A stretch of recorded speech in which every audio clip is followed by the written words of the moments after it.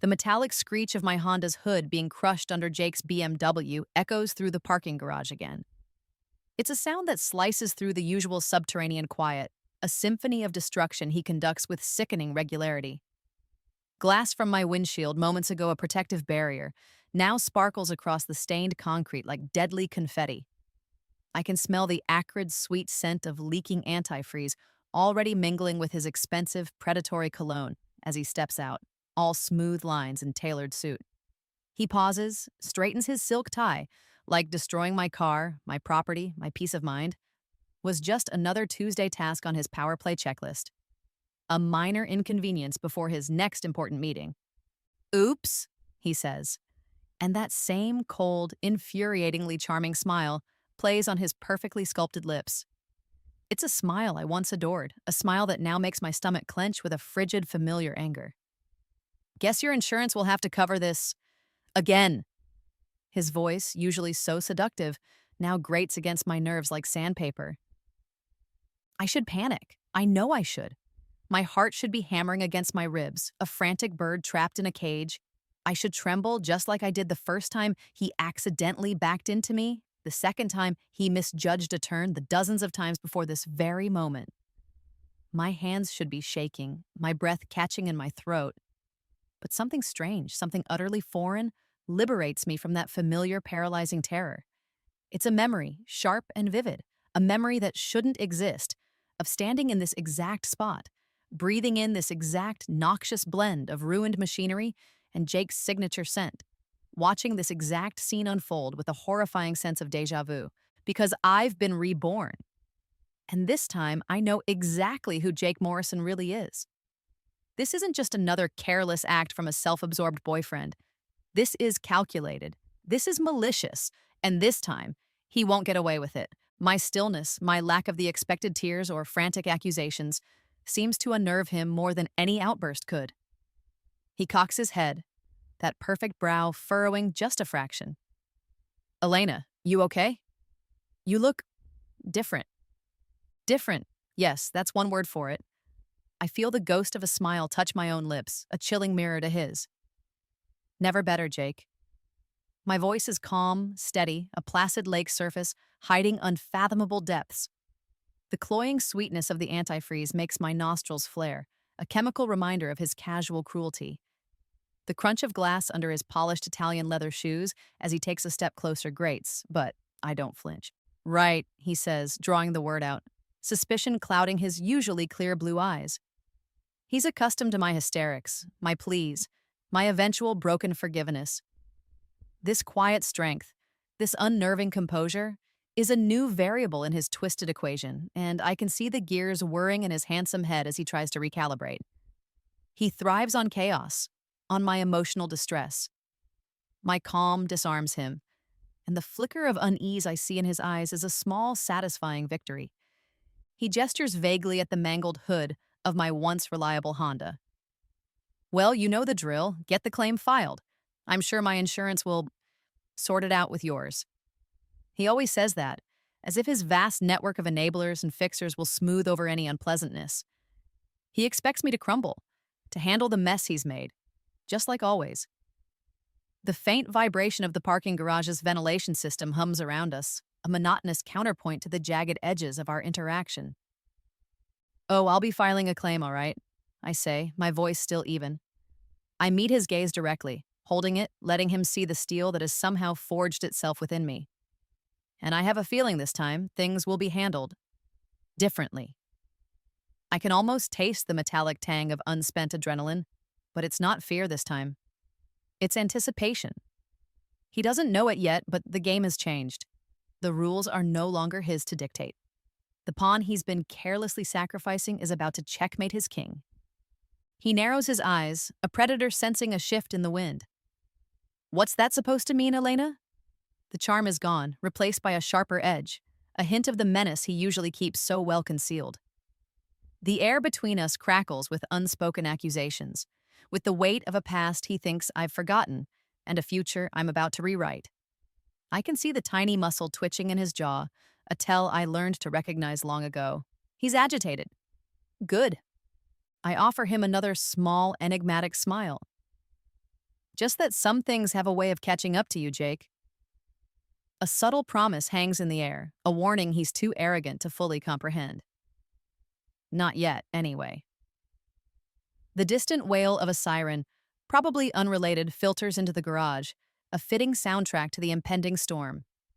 He doesn't know how meticulously I'm going to document this, how every detail will be scrutinized not by a grieving, confused girlfriend, but by someone with an impossible advantage.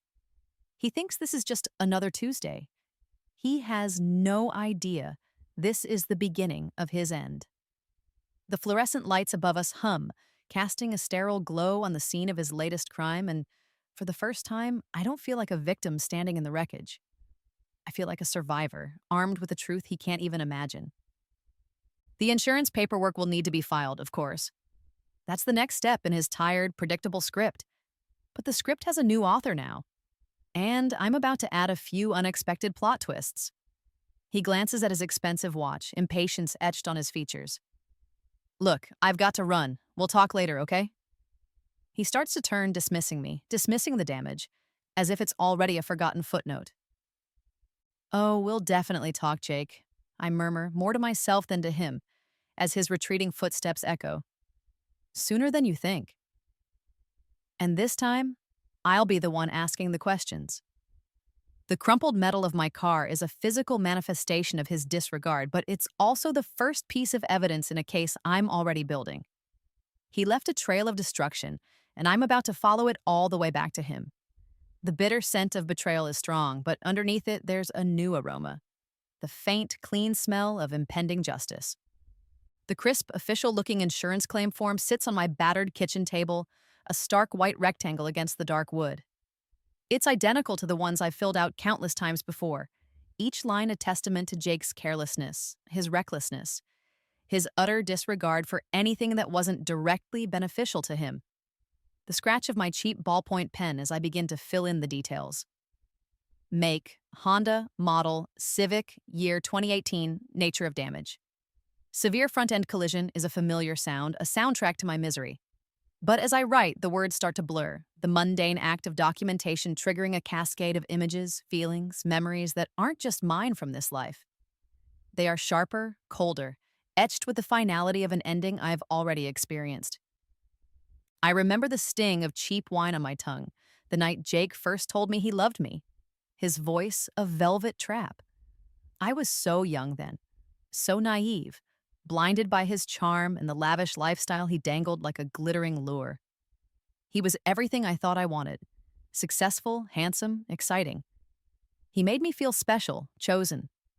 The sweet, cloying scent of the gardenias he always bought me. Now I realize they probably reminded him of funerals, fills my senses. He'd always said these are for my special girl. Special, like a prized possession he could control and eventually discard. The memories flood in, a relentless tide. Our relationship, a highlight reel of grand gestures interspersed with increasingly frequent accidents. My car, always my car. First, it was a minor fender bender. In a parking lot he swore wasn't his fault. The payout from his insurance was surprisingly generous, enough for a down payment on a slightly better car for me, though the money passed through his accounts first. To simplify things. Then there was the time my brakes failed on a steep hill. I'd miraculously escaped with only bruises, but the car was a write-off. Again, a surprisingly swift and generous insurance settlement, orchestrated by Jake, because he cared so much. Each incident isolated seemed plausible. Bad luck, perhaps. But the pattern, viewed through this strange, resurrected consciousness, is chillingly clear. The coffee I'm sipping, usually a comforting morning ritual, tastes bitter on my tongue, mirroring the acrid taste of truth. I remember his face, the carefully constructed mask of concern, the way he'd hold me, murmuring soothing lies as I sobbed about my string of misfortunes. It's okay, baby. I'll take care of everything. And he did. He always took care of the insurance, the repairs, the replacements. He was so efficient, so helpful. Gaslighting, I now understand it was called. He'd make me doubt my own perceptions, my own memories. Are you sure you locked the car, Elena? Maybe you left the handbrake off. His voice, a silken web of manipulation. With a jolt that makes me slosh coffee onto the form, I realize it. I've lived this life before. This exact life with Jake, with the cars, with the escalating accidents. It's not deja vu, it's a full, horrifying replay. My breath hitches. This isn't just a string of bad luck or a toxic relationship.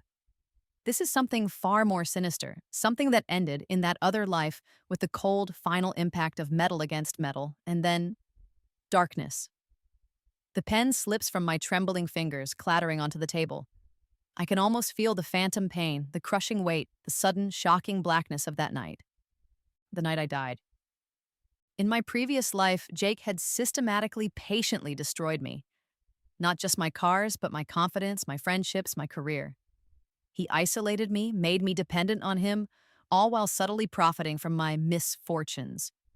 The insurance payouts always routed through him, always slightly more than needed, the excess vanishing into his accounts. He was a financial vampire, bleeding me dry in slow, calculated increments, all under the guise of love and protection. My attempts to leave him were always met with new accidents, new crises that drew me back into his orbit, each one more serious than the last. He always knew how to escalate, how to make me feel like I couldn't survive without him. The memory of his touch, once thrilling, now makes my skin crawl. I remember the last argument, the desperate fear in my voice as I told him I was leaving for good. His cold fury, the terrifying calmness in his eyes. And then, the drive home, alone in the car he'd just had serviced for me. The sickening lurch as the steering failed, the blinding headlights, the tree rushing towards me. He'd sabotaged it, he'd killed me. The scent of pine needles from that tree, sharp and resinous, even now feels too real. And then, nothing. Until I woke up, gasping for breath, in my old apartment, 3 months before this current accident with the BMW. 3 months before my original death date. The calendar on the wall showed a date I thought I'd never see again. It was disorienting, terrifying. I thought I was losing my mind. But the memories were too vivid, too detailed. This wasn't a dream, this was a second chance. A chance to do what?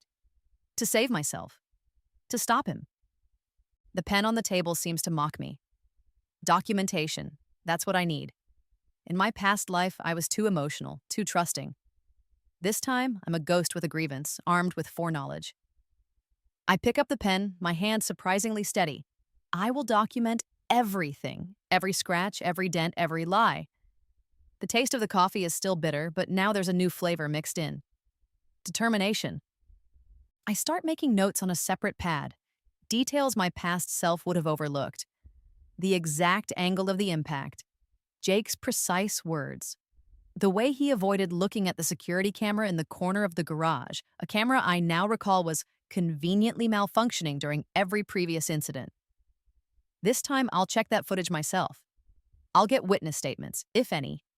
I'll scrutinize the police report when it's filed, and as I delve deeper into these resurrected memories, a crucial piece of information surfaces, something I dismissed as Jake's boasting in my previous life. He'd often bragged about his connections in the insurance world, how he could make things happen.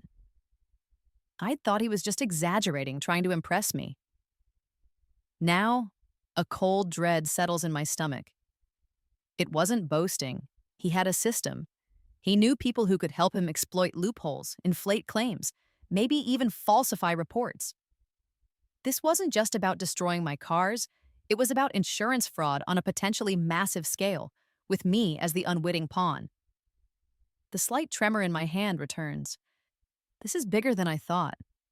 A chilling realization dawns. If my timeline is repeating, then he has a schedule. He always escalated. This recent destruction of my Honda, while significant, isn't his endgame for this cycle. He'll be planning something else, something bigger, something that will benefit him more. And if my death was the culmination last time, he'll be planning something similar for this life's Elena too, or perhaps for whoever his next target is. I glance at the calendar again. I died on August 15th in my previous life. Today is July 15th. I have 30 days. 30 days to gather enough evidence to expose him, to stop him before he can orchestrate another accident, before he can hurt anyone else, before he tries to kill me again. The bitter coffee suddenly feels like fuel, igniting a fire in my belly. The game is on, Jake. And this time, I know all your moves. It started subtly, this new knowledge. The morning after I awoke, in this resurrected life, 3 months before the BMW incident, I'd stumbled into the kitchen, my mind a chaotic whirl of past and present. I'd glanced at a stack of unopened mail on the counter, junk mostly, but one envelope caught my eye. It was from the State Department of Financial Services. Instinctively, I knew what it was before I even tore it open. My license. My renewed license as a senior claims adjuster for Federated National Insurance. Except in my previous life, I was a struggling graphic designer. I'd never worked in insurance. I wouldn't know a deductible from a deposition. Yet the license felt real. The embossed seal, authentic. And more than that, the knowledge flooded my brain. Complex insurance codes, investigation protocols, legal precedents, case law regarding vehicular fraud. It was as if an entire career's worth of experience had been downloaded into my consciousness. It was terrifying, exhilarating, and utterly inexplicable. A gift from whatever force had given me this second chance. My hands, I recall, were shaking as I held that piece of plastic. A key to a life I never lived but now fully understood. The faint, sterile smell of the printing ink on the new license was the first scent of my new, improbable reality. Federated National. That's where Jake had his business policies. That's also the insurer of his luxury vehicles. A chilling coincidence? Or a carefully laid path? Now, 3 months later, standing in the wreckage of my Honda, the knowledge isn't just theoretical. It's a weapon. And I know exactly how to wield it. The first step was getting assigned to Jake's inevitable claim. That required some careful manipulation. Within hours of the BMW incident, after the police report was filed, by me with an unnerving level of professional detachment, I was on the phone with my supervisor at Federated, a man named Marcus Thorne. Marcus is an enigma, quiet, observant, with eyes that seem to see more than he lets on. He'd hired me, this new insurance-savvy Elena, a few weeks into my rebirth, impressed by my miraculously acquired expertise during the interview. He has a habit of polishing his glasses with a silk cloth, a deliberate, thoughtful gesture that always precedes a pertinent question. The faint scent of old books and Earl Grey tea always clings to him. "Marcus," I said, my voice carefully modulated to convey professional concern. "There's been an incident involving one of our high-value policyholders, Jake Morrison. His vehicle was involved in a collision with my vehicle." I paused, letting the implication hang. "Given the potential conflict of interest, I understand if you'd prefer someone else handle it, but I also have first-hand knowledge of the event." Marcus was silent for a moment. The only sound, the faint rustle of what I imagined, was him polishing those glasses. "Elena," he finally said, his voice smooth and unreadable, "your integrity has never been in question. In fact, your first-hand knowledge might prove invaluable. Keep me appraised." Just like that, I was in. He didn't question how I knew so much so fast. He seemed to almost expect it. And so, the investigation begins. Not just into the damage to my Honda, but into Jake Morrison himself. My cubicle at Federated, a sterile box smelling faintly of industrial carpet cleaner and stale coffee, becomes my war room. The musty smell of old files fills the air as I pulled Jake's history, not just with Federated, but with other insurers, cross-referencing everything. The glossy texture of evidence photos, twisted metal, skid marks, shattered glass from other accidents linked to him or his businesses, feels cold beneath my fingertips. There's a pattern, all right. A beautiful, terrible, profitable pattern of destruction and claims. Jake, of course, is brimming with his usual arrogant confidence when I call him to schedule the vehicle inspection and his statement. He doesn't recognize my name as the adjuster assigned. He probably assumes I'm just some faceless drone. "Elena who?" he'd said dismissively. "Yeah, whatever. Send your person. My assistant will handle the details." He still thinks he's in control.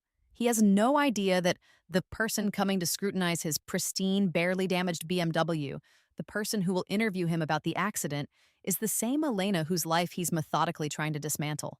The irony is delicious. I use my impossible knowledge to set traps.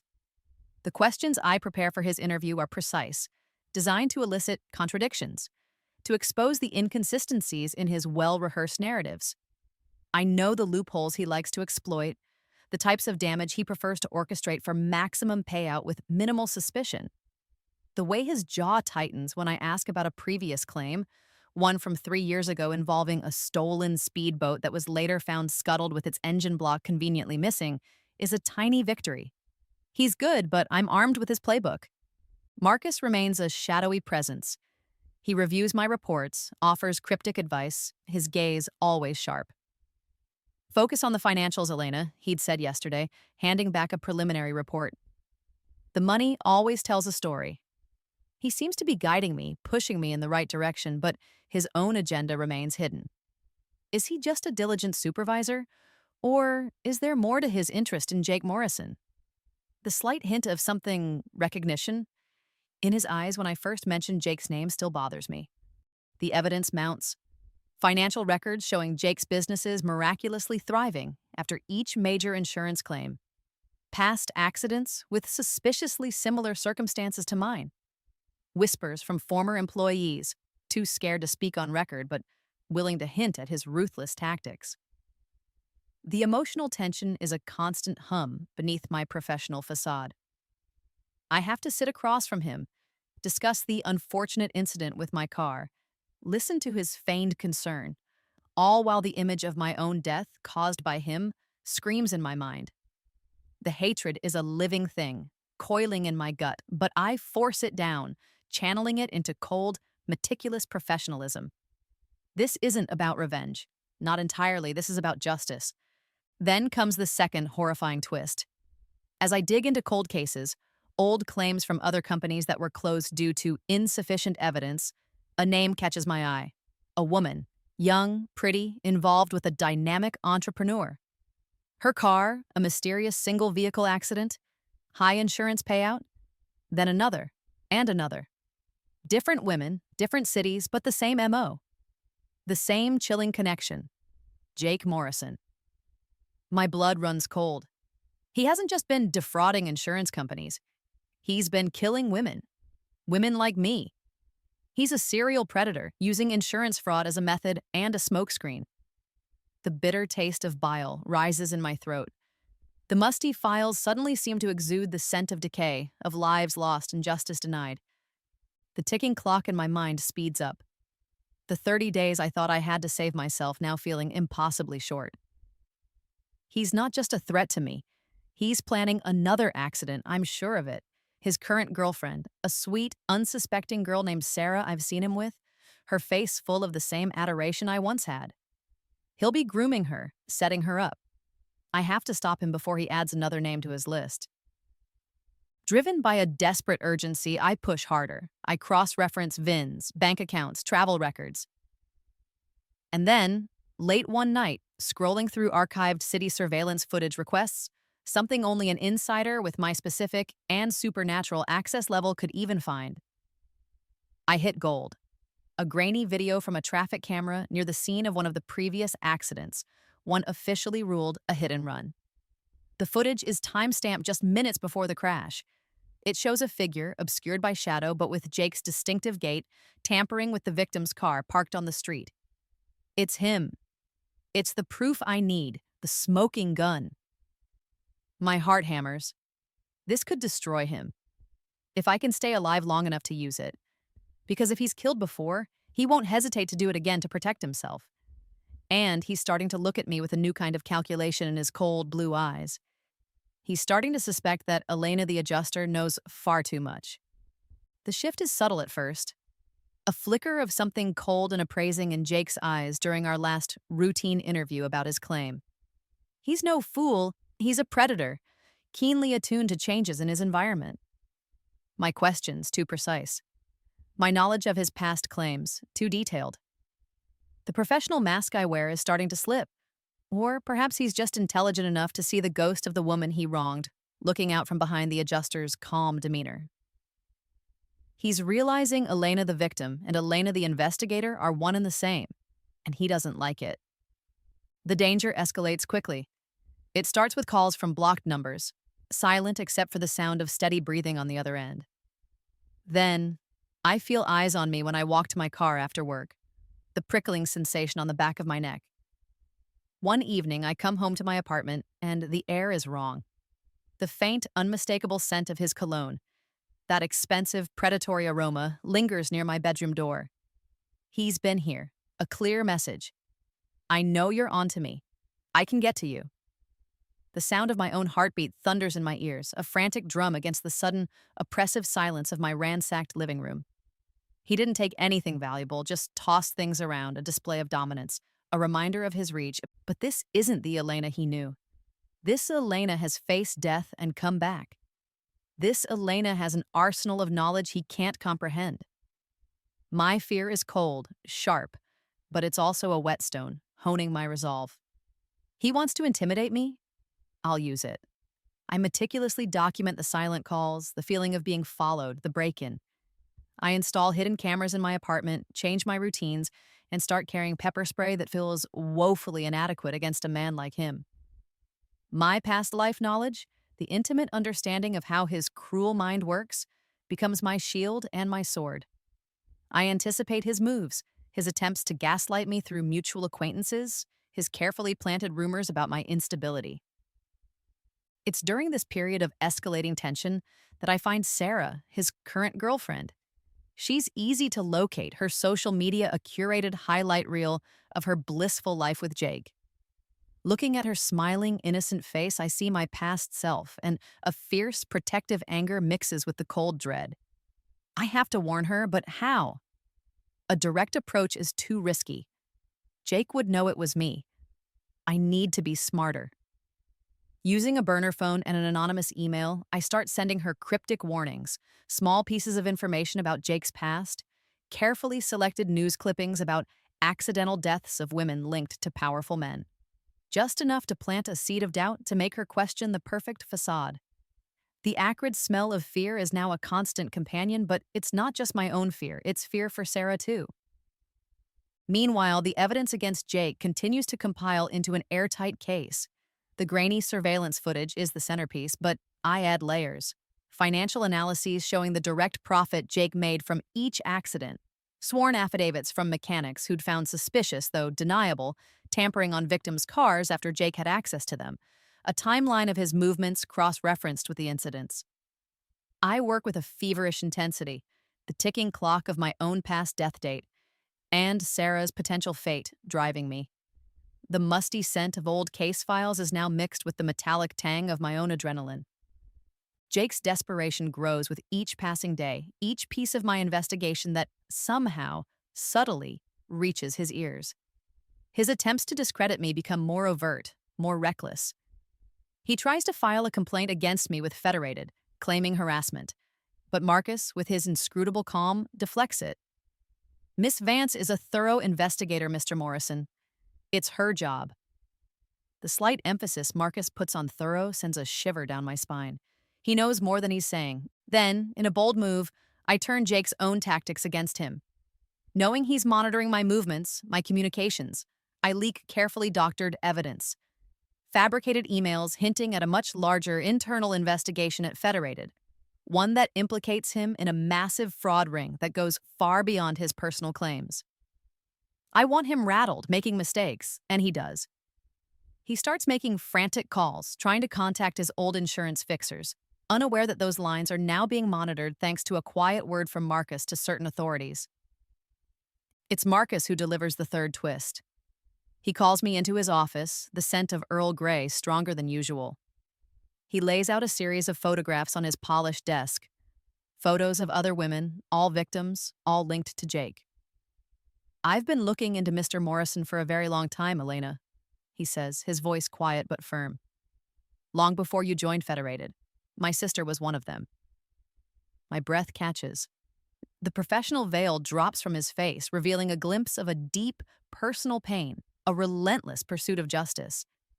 He's not just my supervisor, he's an ally, a fellow hunter. He explains that my unusual insights into Jake's methods, my almost precognitive understanding of insurance fraud, made him suspect something extraordinary was at play. He doesn't ask how I know what I know, he just accepts it. And it's Marcus who helps me understand the deepening supernatural mystery.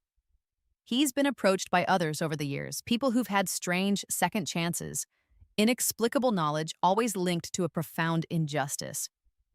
He believes some souls, those taken too soon by extreme malice, are sometimes given a chance to return, to rebalance the scales. My rebirth, my knowledge, it's not random. It's connected to the other women Jake silenced. I'm not just fighting for myself, I'm fighting for all of them.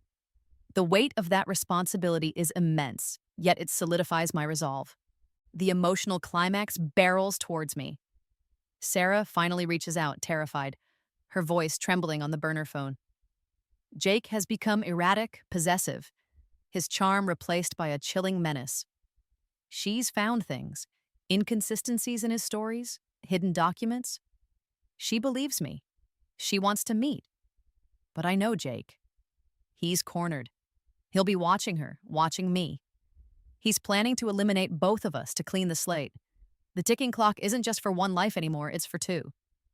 My desire for revenge against Jake wars with the urgent need to protect Sarah, to ensure she doesn't become another ghost.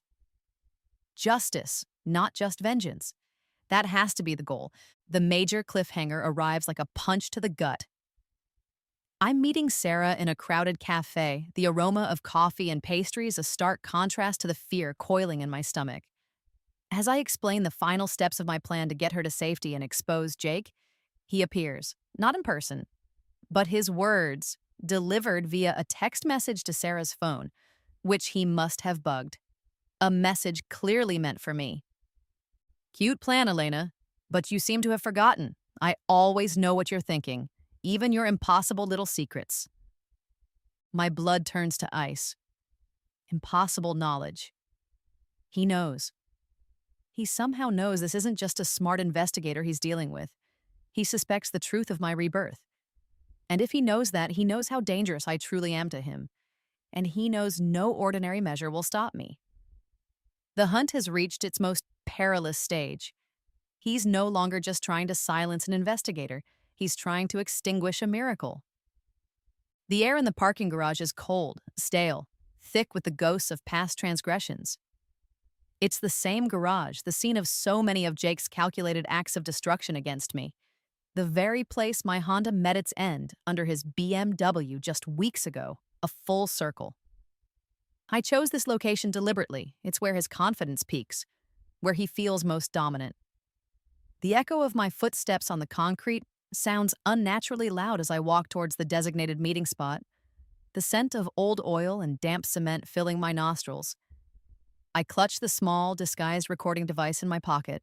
It's cool metal, a reassurance. I've lured Jake here with the promise of the original surveillance footage, the one that supposedly clears him, the one his lawyers have been clamoring for. Fake evidence, of course, carefully crafted to appeal to his monumental arrogance, to his belief that he can outsmart anyone. He thinks he's coming to retrieve the final piece of his acquittal, to intimidate me one last time into silence. He has no idea he's walking into the culmination of a plan years and lifetimes in the making. He arrives not in his flashy BMW, but in a nondescript rental. Smart, trying to be less conspicuous. But his arrogance still radiates from him like a toxic aura. That cold, familiar smile is plastered on his face. Elena, he says, his voice smooth as poison silk. Glad you finally saw reason. Hand it over. Not so fast, Jake, I reply, my voice steady, amplified slightly by the garage's acoustics. We need to talk. He scoffs. I have nothing to say to you. Oh, I think you do. I take a step closer. You see, I know everything, Jake. About the accidents. About the insurance fraud. About the women. His smile falters, a crack in the perfect facade. You don't know anything. But his eyes dart nervously towards the darker corners of the garage. He's expecting a trap, but not this kind. He expects force, not facts. This is where his confession comes. Believing he's still in control, that my knowledge is just speculation, he starts to brag. He wants to see me squirm, to see fear in my eyes as he details his brilliance. All right, so I bent a few rules, he says, that smirk returning. made a little extra on the side. Those cars were insured for a reason. And those women? They were unfortunate. Accidents happen, Elena. You, of all people, should know that. He chuckles, a dry, rasping sound that chills me to the bone. The musty smell of the concrete seems to intensify, mixed with a new, sharper odor. Gasoline. My eyes flick to a dark stain near a pillar, a canister tucked beside it. My heart lurches. He's not just here to talk. Accidents? I press, my voice deliberately calm, keeping him talking. Like Sarah was going to be an accident? Like I was in my past life? His eyes narrow. Past life? What are you babbling about? But there's a flicker of something there, a confirmation of his earlier text. He does suspect. You know, I say softly, you know I'm not just the Elena you destroyed before. This is it. He believes he's cornered, but also that he has the upper hand. He thinks I'm alone, that this is his chance to silence me for good, this time making sure there are no more rebirths. You were always too smart for your own good, Elena, he snarls, dropping all pretense of charm. Yes, I fixed things. I made sure the odds were in my favor. With the cars, with the women, they were all liabilities, just like you are now. He takes a step towards the gasoline canister. And I'm very good at dealing with liabilities. He actually admits it. The recording device in my pocket is capturing every damning word. Just as he reaches for the canister, the piercing screech of tires echoes from the garage entrance. Floodlights, sirens. Marcus, true to his word, had the perimeter secured, but before the police can converge, Jake moves with terrifying speed. He's not aiming for the canister anymore. He's aiming for me. He lunges, a desperate, wild animal. His plan might be falling apart, but he'll take me down with him. The fourth twist. He tries to kill me the exact same way he did in my previous life. Not with fire, but with brute force, aiming to slam me against a concrete pillar to crush the life out of me. His hands are like vices on my arms. But this time, something is different. That supernatural edge, the foreknowledge, it's not just mental, it's physical. A surge of adrenaline, clearer and sharper than any I've known, floods my system. My reflexes are faster, my movements more precise. I twist out of his grip, a move I never could have managed before. He stumbles, surprised by my strength. A desperate chase sequence erupts through the echoing, labyrinthine levels of the parking garage. He's faster, stronger, but I know this place. I know its shadows, its dead ends. I know how he thinks. He's driven by rage and panic now. His arrogance, his belief in his own invincibility becomes his weakness. He takes risks, charges blindly. The smell of his sweat, sharp and acrid, fills the air as he closes in. He corners me near the exit ramp. "You can't escape me, Elena," he bellows, his face contorted. "I already did, Jake," I pant. "Once before." As he lunges again, I sidestep, using his own momentum against him. He crashes hard into a parked car, the alarm blaring, a fittingly chaotic soundtrack to his downfall. Before he can recover, uniformed officers are on him, weapons drawn. Marcus is there, his expression grim but satisfied. "It's over, Morrison," Marcus says, his voice resonating with the authority of long-delayed justice. Jake, pinned and struggling, his expensive suit now torn and dirty, glares at me with pure, unadulterated hatred. How did you... I just meet his gaze, letting him see the woman he underestimated. The woman who came back from the dead to ensure he faced the consequences. The police lead him away, his furious shouts echoing until they fade. Sarah rushes towards me then, her face pale but relieved. Marcus had gotten her to safety before luring Jake here. "Elena, are you okay?" she asks, her voice trembling. I manage a weak smile. The immediate danger is past. Justice, not just for me, but for all his victims, is finally being served, thanks to the pristine recording in my pocket and the mountain of evidence I'd compiled. Later, as the adrenaline subsides and the garage is cleared of all but the lingering scent of gasoline and Jake's cologne, Marcus approaches me. He hands me a bottle of water. "You did well, Elena." "How did you know?" I ask, my voice barely a whisper. "About me?" He gives a small, enigmatic smile. "Let's just say I've learned to recognize certain patterns in the universe. Some accounts need to be settled.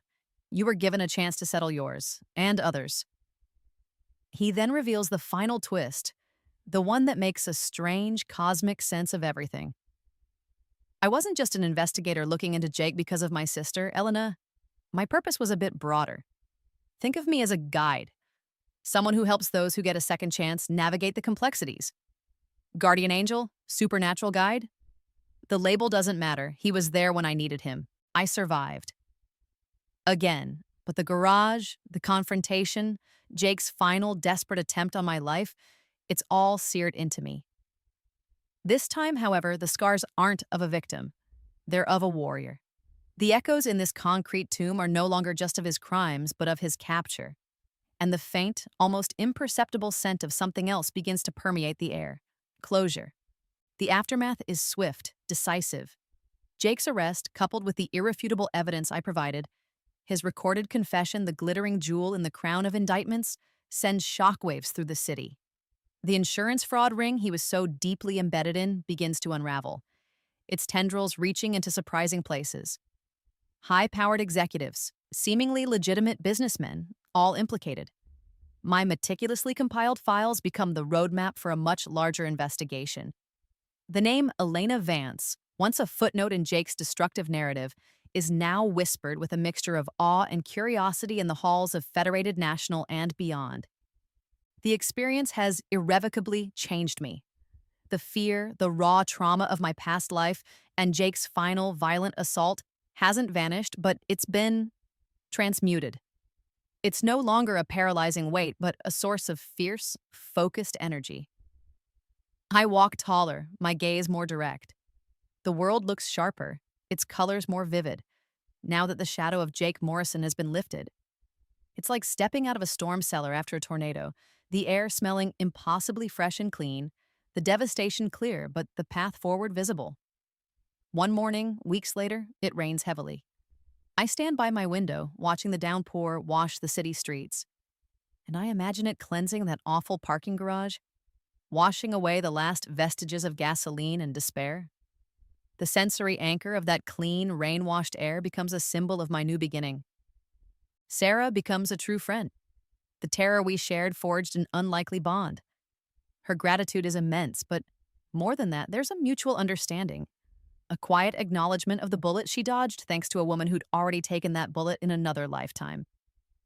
We meet for coffee, the aroma rich and comforting now, not bitter. We talk about healing, about rebuilding. She's a survivor too, in her own way. My career at Federated National takes an unexpected turn. My supernaturally acquired knowledge of insurance fraud, my uncanny ability to see patterns others miss, doesn't go unnoticed. Marcus, before his quiet departure, recommends me for a new specialized unit focusing on complex systemic fraud. It's a purpose I never sought, but one that fits this new Elena perfectly. I can use this strange gift to prevent others from becoming victims. My work is no longer just a job. It's a mission. Marcus's departure is as enigmatic as his arrival.